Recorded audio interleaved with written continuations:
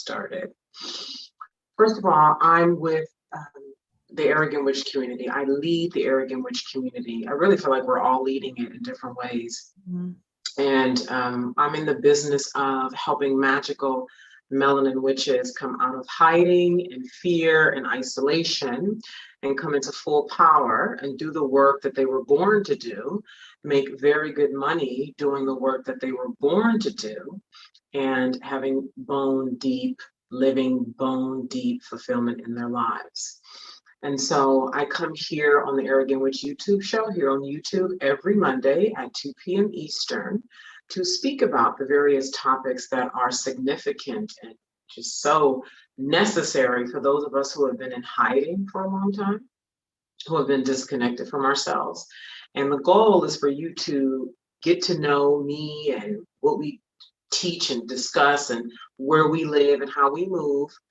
And then if you're like, yeah, these people get it, they know me, then you come into the Arrogant Witch community where doors are opening next Monday, September 20th, and they will be open for 1 week only. And so if you're not already on the email community, the email list, then you want to click the link that's going to be placed beneath this video and subscribe, because I'm also going to be leading next week the 5 death gates to full power. Okay.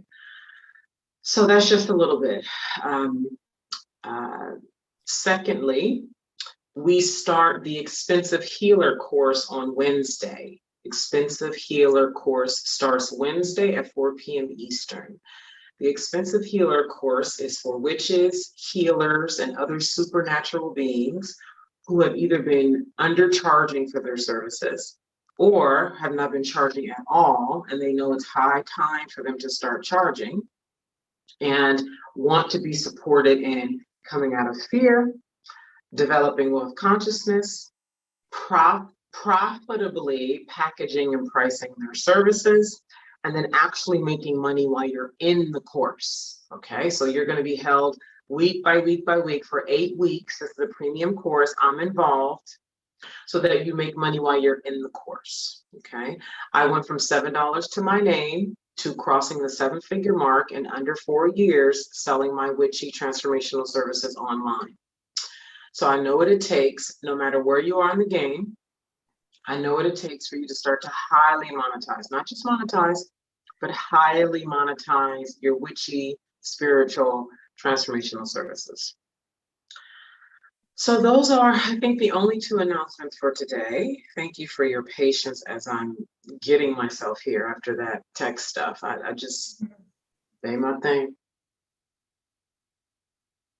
All right, so today's topic and today's guest. By the way, if you want to see the face of today's guest, you're going to have to come over to YouTube, okay? Because that's, where we host the show.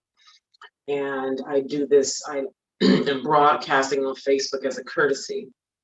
So, Madam Giant Vanette Edge. Oh my God, yeah. I want us to tell you about you. I'm just going to say a little bit, and then I'm going to have her speak, and so you guys can see her face, because the way it's set up here, you won't really be able to see her until she makes noise. So we actually had a conversation before we got here today, because this topic,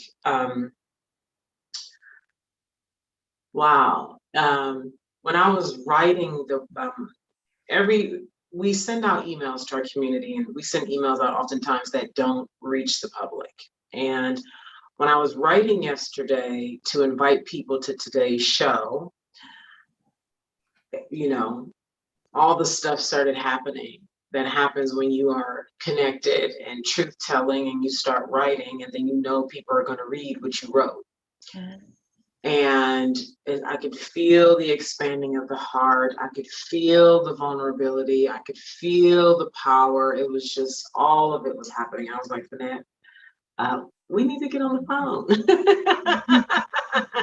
What's going on? This is powerful. Like, we already know this, right? Mm-hmm. But it's one thing to be like, oh, we know. It's another thing to actually be in the trenches, right? Getting dirty. Yeah. And just the awareness of, first of all, let me reiterate, today's topic is healing your heart for super connection and creation. Healing your heart for super connection and creation. So first connecting with yourself, and then connecting with a man in your life, right? So your sex is creative, right? Connecting with friends, colleagues, your parents, your children, all the relationships and people in your life, but first starting with yourself, naturally. And the delicacy of that. And so Madam Giant Vanette Edge here, who is an expert and has just such a beautiful story that I had the just deep joy of listening to and helping her, from my perspective, dig out the gold last week during a private planning meeting, because Madam Giant is also a private client who I'm just, this is long game. Absolutely. And so I'm really just excited for her to share her expertise, like how she's able to support you all in healing your heart, which hurts. Like that's what we were talking about an hour ago, about healing, like how brave it is for somebody to not even just recognize that their heart is broken, but to actively move in healing, like make a decision that I'm healing my heart, and to engage in the activity of healing one's heart and the receptivity involved and all that. And so, so grateful. And without further ado, I welcome to you the expert, the powerful force of nature, who, when you follow her for the next year, 2 years, 3 years, you will see her grow in ways that will inspire you to become more as well. So without further ado, I welcome to you and to the show, Madam Giant Vanette Edge. Thank you for having me. This is, like you said, this is a very touchy but like needed topic. And this is something that everyone needs to like get into. Like, let's get into healing ourselves so we can heal ourselves, our family, our children, our planet, so that we can really move forcefully through this world. I didn't even realize that I was actually doing the heart work until maybe after more observation from my own family. My dad, for example, like I really studied him. I didn't understand like why I was feeling disconnected from my kids, from relationships, from myself, more importantly, until I really like had to ask myself the question, like, what's wrong? Like, what's wrong? What happened? And so that just kind of like unraveled all these other things that I didn't even realize was going on. For example, I remember, I think in our conversation, I told you about my husband saying, "Hey, babe, I just feel like you're not giving me everything." Mm-hmm. And so that led me to other like questions about like, what am I not giving you? I feel like I'm giving you everything. So the pain of it is that how could I accept the fact that I wasn't giving 100% in my relationship with my husband? So as I allow myself to open up more to feel that, more things happen, more things surface. And it was at Magic Tour in July that really like, I forgot what, it was one of the four of us. I think it was Tamika at the time. She said, "Who broke your heart, or what broke your heart?" And I didn't even realize that I was heartbroken until I started talking about an incident that happened when I was about 19 or 20 years old. And then it was just like the world just opened up even more, and everything just started making more sense of why this work matters so much. And then I was able to go back even 5 or 6 years before to see the work that my husband and I did together to start creating things that we wanted by connecting from the heart through sex. Like, we've manifested so much, pulled ourselves out of not just one, but 2 bankruptcies, 2 voluntary car repossessions, just to get ourselves ahead. But we did that because we trusted the process that we were in. So with that said, I'm very happy to be here to share that experience with you guys. Yes. Wow. Ooh, this is so yummy, Vanette. Damn. You know, when you brought up Magic Tour, so by the way, Magic Tour is a 6-city tour, and the first 3 happened, and the last 3 have been postponed. But one of the 3 stops was Atlanta, and that's where we just had this powerful. So I want to talk. So this is I feel like we could be here all day. Yeah. So I really want Vanette to get into her story. And before she gets into her story, I'd like to share with everybody here today, because Vanette is also a member of the Arrogant Witch community.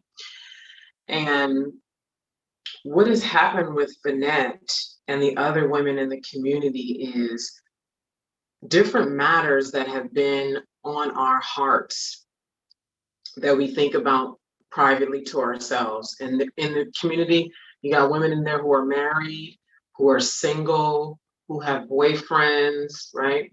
So a wide variety of women. Some who are sexually active, who are sexually alive and right juicy, and some women who've never even climaxed before. I mean, we have a wide variety of women and witches in the community. And the tenderness and the truth of who we are, the fullness, the richness, the diversity of our inner experience, okay? Like, we need somewhere where we can really be that. Yeah. You know, Arrogant Witch is also for me. I'm not doing it just to help people, right? Like, yes, I love that. Yes, that's why I'm here. But it's also me creating a world that does not exist, and it only exists because I create it. Mm-hmm. Okay.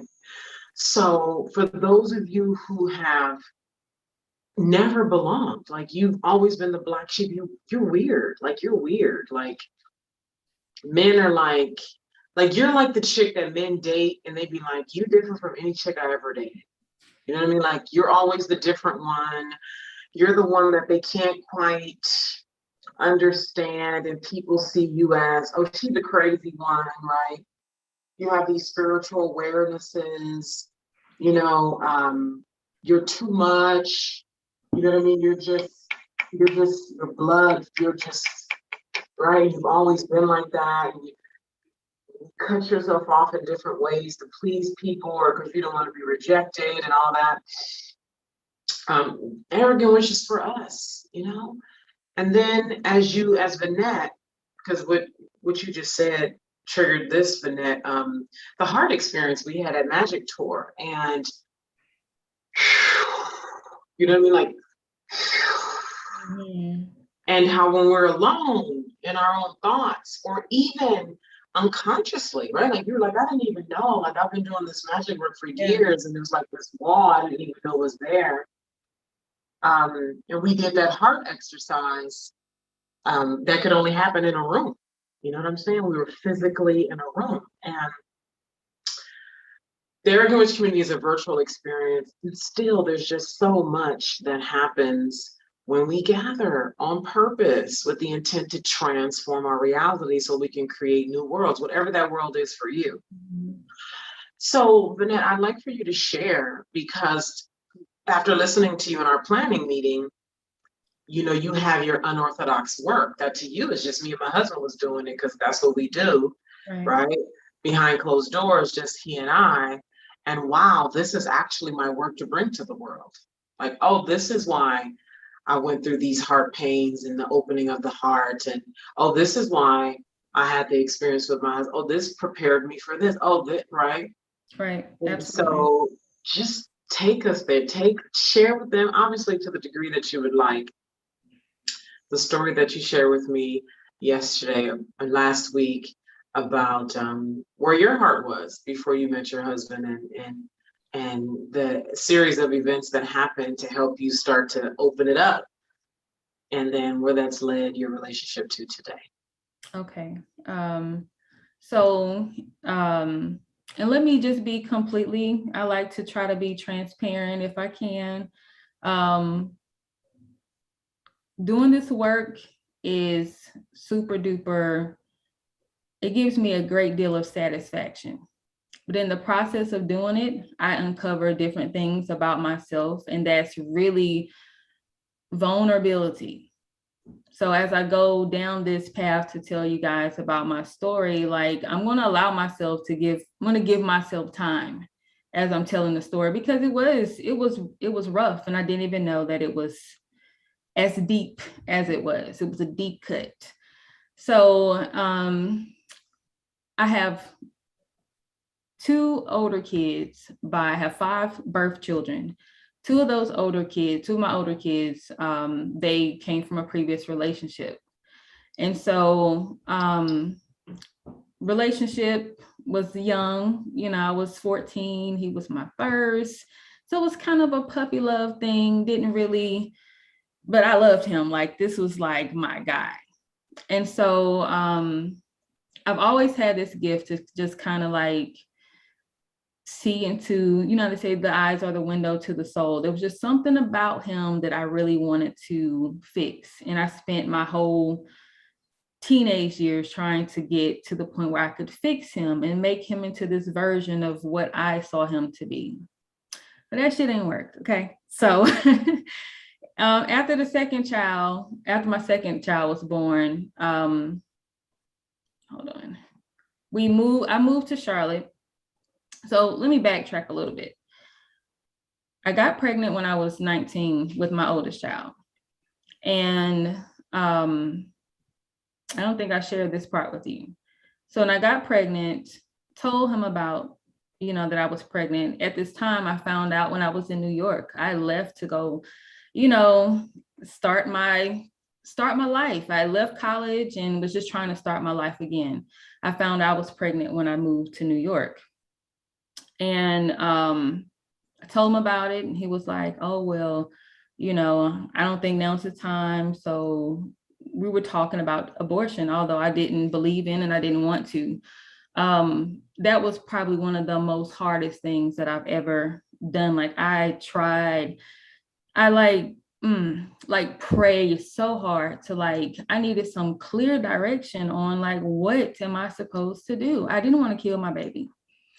So it just so happens I was in cosmetology school, and I befriended a female there, and me and her became really, really close. She, so in New York, they give you Medicaid cards where you can actually use those cards to get an abortion with. So she ended up letting me use her Medicaid card. I was literally laying on the table about to have an abortion, and I couldn't because my placenta was too low. So had I gone through with that, my baby girl wouldn't be here today. So I'm thankful for that process, but he didn't care even about that. So that was probably one of the first big things that caused me to start suppressing, but not knowingly that that's what I was doing. And that broke your heart. That was the first memory you have of a heartbreak, right? No, that's not the first memory, but that's one of the big ones with him. So I ended up moving back home to North Carolina just because it was getting too hard in New York. So I moved back home, and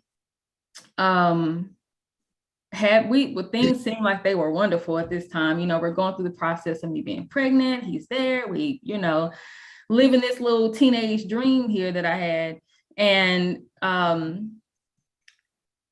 got to the hospital, had my baby. He left as soon as she was born. I found out maybe a few days after she was born that he left to go be with another female after I had our baby. Another heartbreak. Just suppressed it, just left it there, just kept on moving. But still, there was something that was so I just couldn't let him go. So anyway, around about 7 months, my daughter was 7 months old, he left.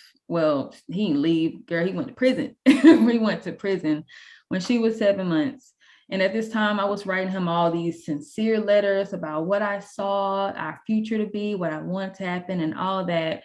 And I remember telling him but if you come home and you're doing the same thing, I'm going to leave. So before I left to move to Charlotte, I got pregnant again. And I went through the whole pregnancy. He wasn't there. It was just me. I mean, I knew I was I didn't even have time to even think about the fact that I was pregnant because I was so focused on making moves and preparing a life for me and my kids. But eventually, after I had my son, I told him, okay, you can come back. We can try this family thing again because I wanted my kids, I want us to have a family. Well, that lasted every bit about, I think my son might have been like maybe 5 months old. My kid's father, he couldn't get a job because he had 2 felonies on his record. So he was having, your job was stay home with the kids. That was his job. I was working like 2 jobs. Well, 3 really, because I had a part-time job as well. So 2 full-time jobs during the day. I'm at my second full-time job. It's probably about an hour and a half before I get ready to get off work, and I get a phone call from him. He's like, hey, Vanette, just call and let you know my cousin's about to pick me up. I'm about to leave.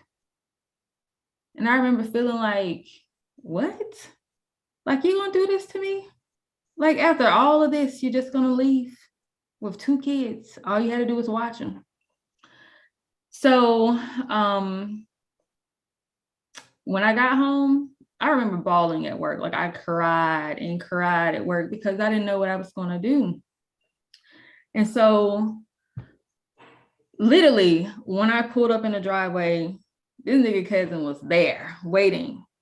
And where he lives at is 4 hours away. So I think I told myself at the time, I'm upset because you're leaving me alone. But I really was hurt because he left me. Like, how could you do this to me? Like, not even just the kids, but how could you do this to me after all of this? And so I remember, like, after that, I just didn't feel like anything. Like, I just feel like nothing, worthless. I didn't feel beautiful anymore. I just didn't feel like I had anything, but I still kept moving like everything was okay. So in the process of me moving with this big ass broken heart, I'm neglecting myself like to the utmost all this long time. I remember friends and, you know, everybody, you ain't with nobody. Everybody's trying to hook you up with somebody. So eventually my sister-in-law, she hooked me up with this guy. We were talking on the phone and he kept asking like, oh, well, when we're going to meet up, when we're going to blah, blah, blah, whatever. Mind you, I wasn't taking care of myself at all during this period of time. So I wasn't trying to see anybody. I was trying to be a phone friend, really. And that was it. And I ended up telling him where we were at, and he popped up. And that was the last time I talked to that guy, which further kind of like reaffirmed the unworthiness, the ugliness, everything that I was telling myself. He reaffirmed all of that when he didn't call me again. Like, not a text, not a phone call. It was almost like we saw each other and it was like, oh, and that was it. So I just let myself go even more after that time. But something in me, just my faith, I always talk about my faith, is just like, that's my ride or die. Like, we're gonna always stick together.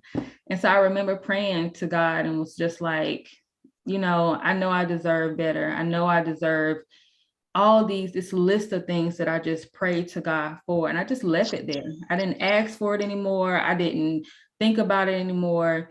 And even though I felt so unworthy, within probably about, it was less than a year, I get a phone call from my aunt saying, hey, got this guy I want you to talk to.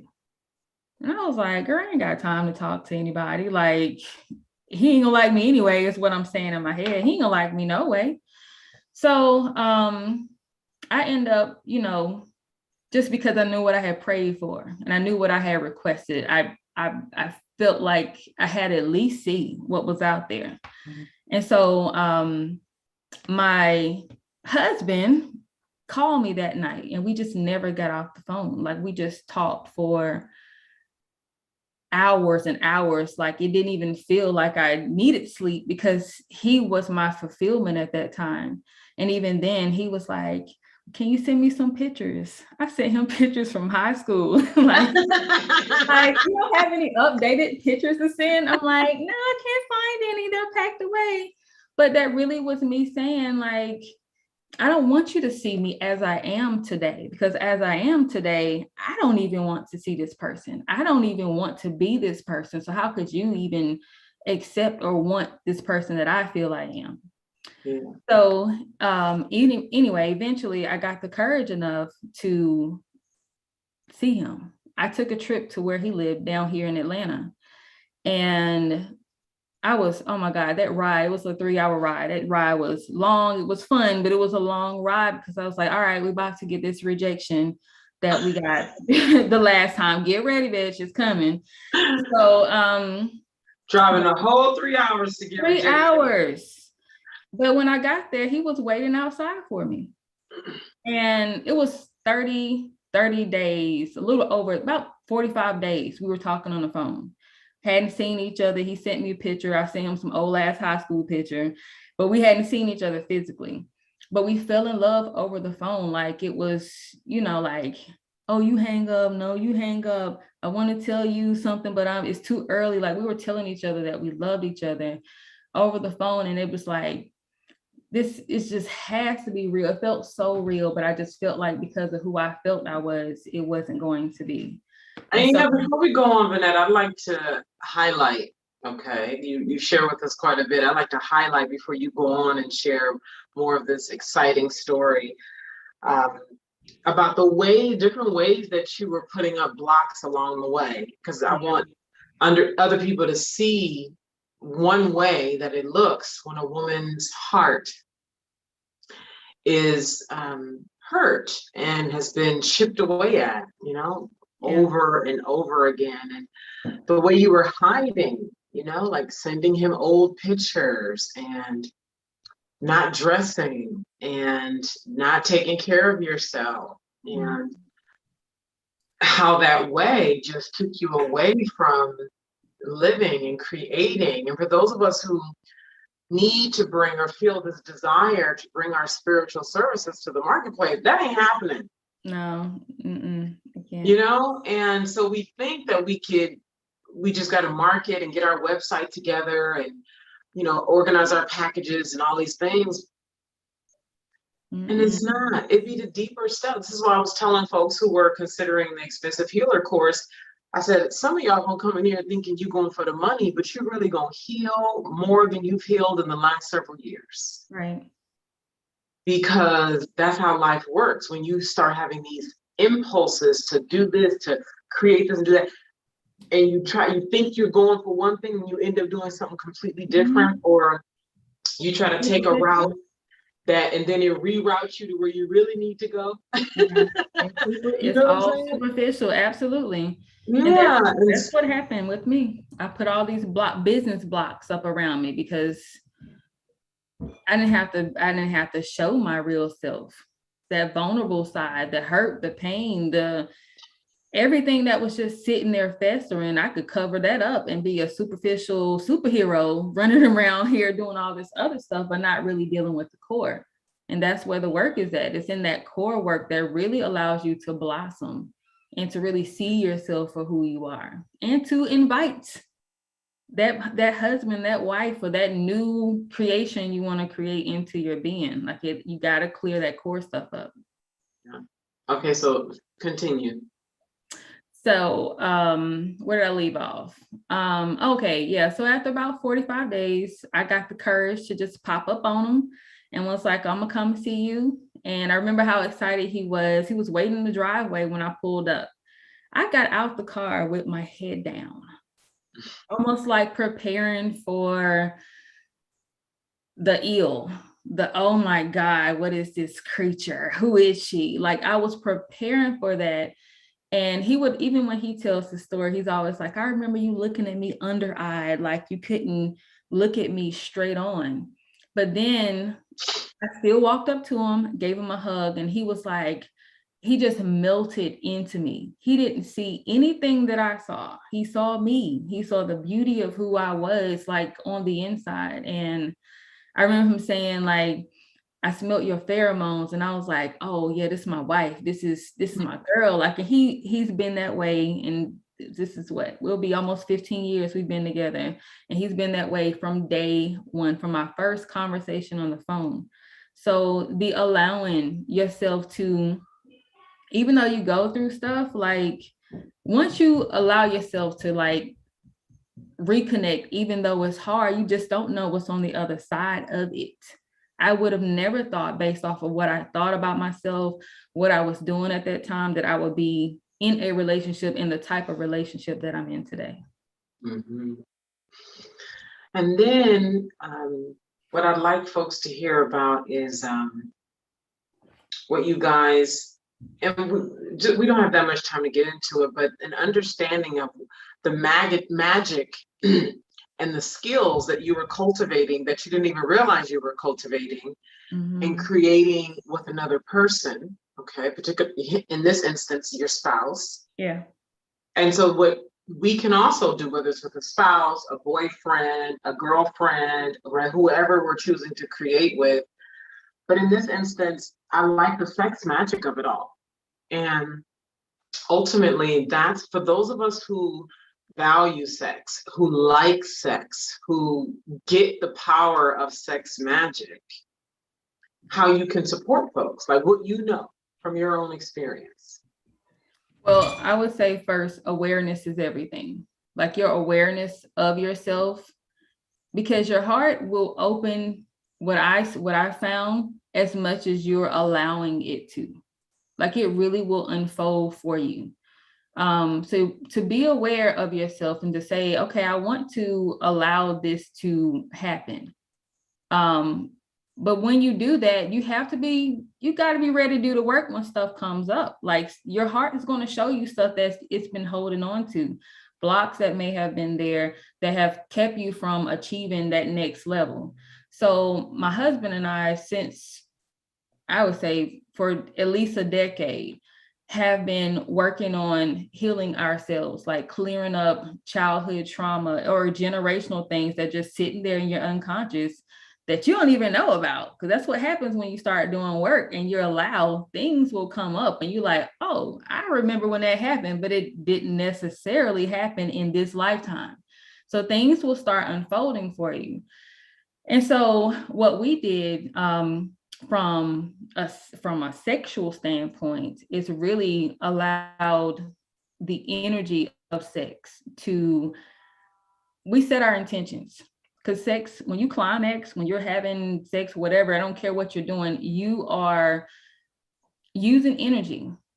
The biggest takeaway I can give everybody who wants to engage in sex magic is to direct your energy. Set intentions for what you're looking to create. Even if it is like, so say if you're with your partner, or you're masturbating with yourself and you climax, send that energy somewhere. Send it back to yourself. Send it to something that you're looking to create. We have done very well in our real estate business by using sex magic. You can create, oh my God, you can use so many things, symbols, all kinds of things to create with that. But you have to be allowing.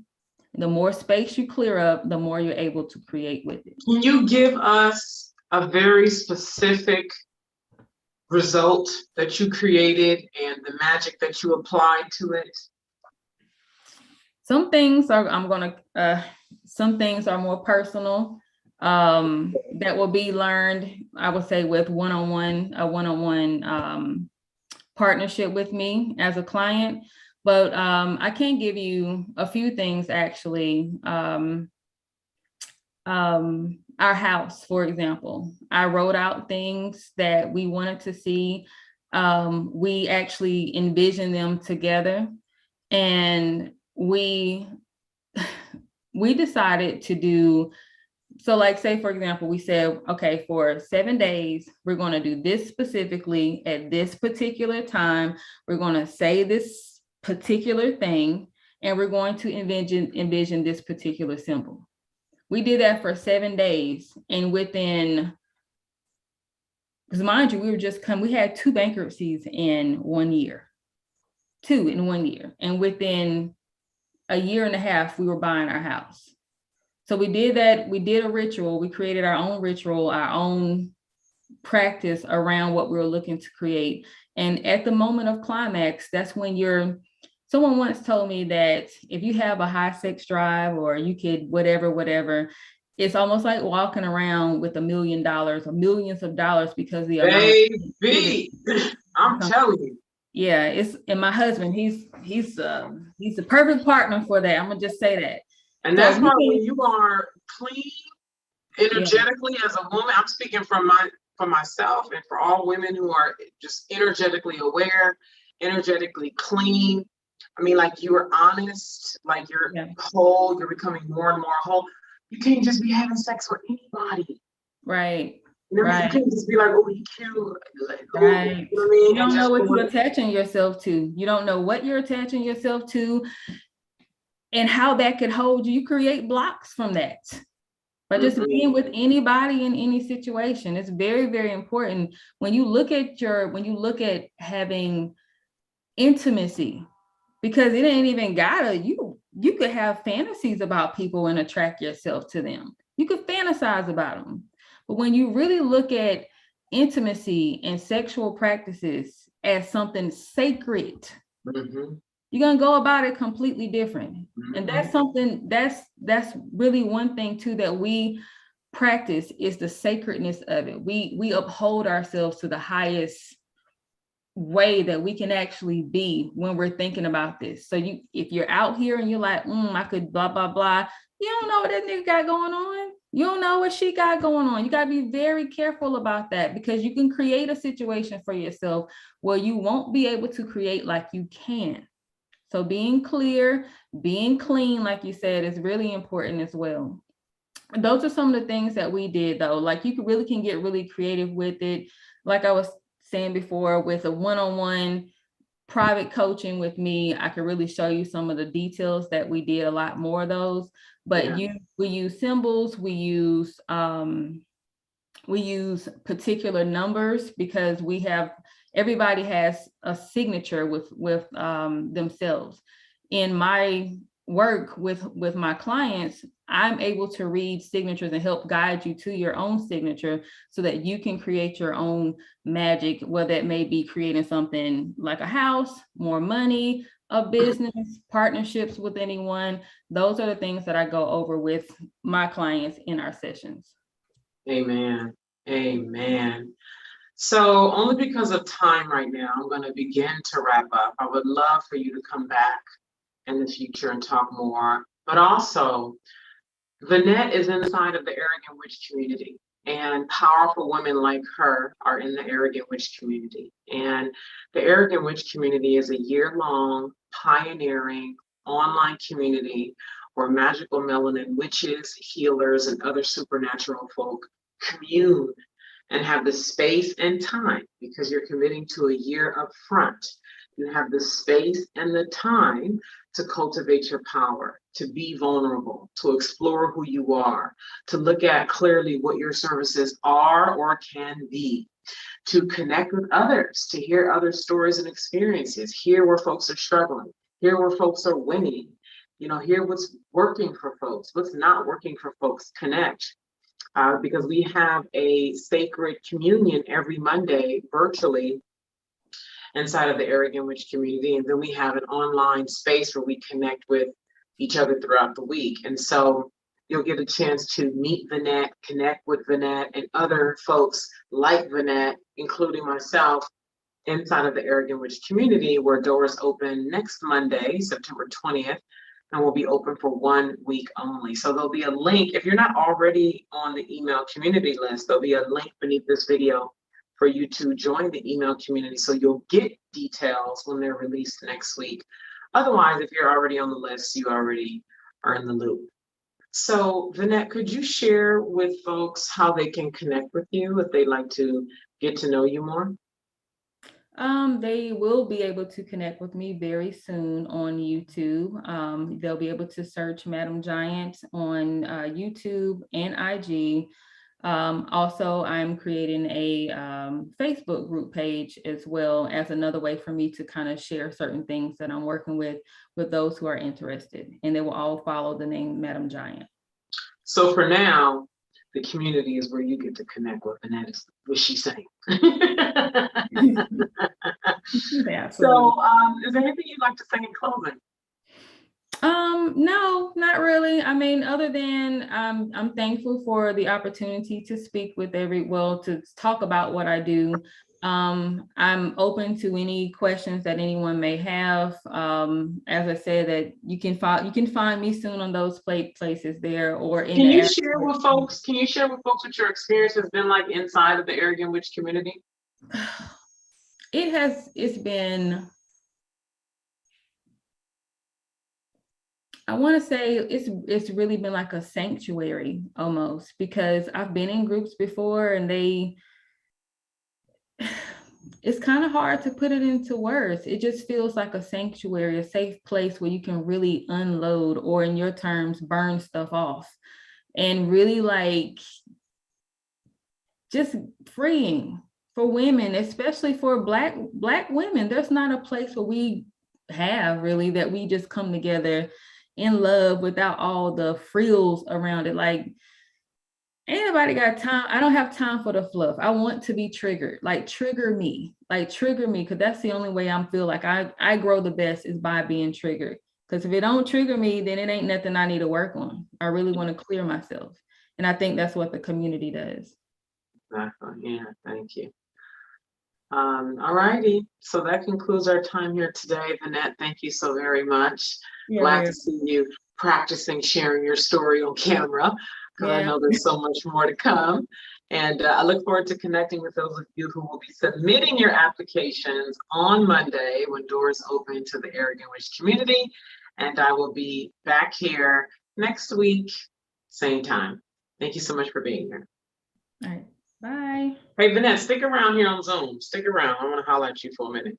Okie dokie.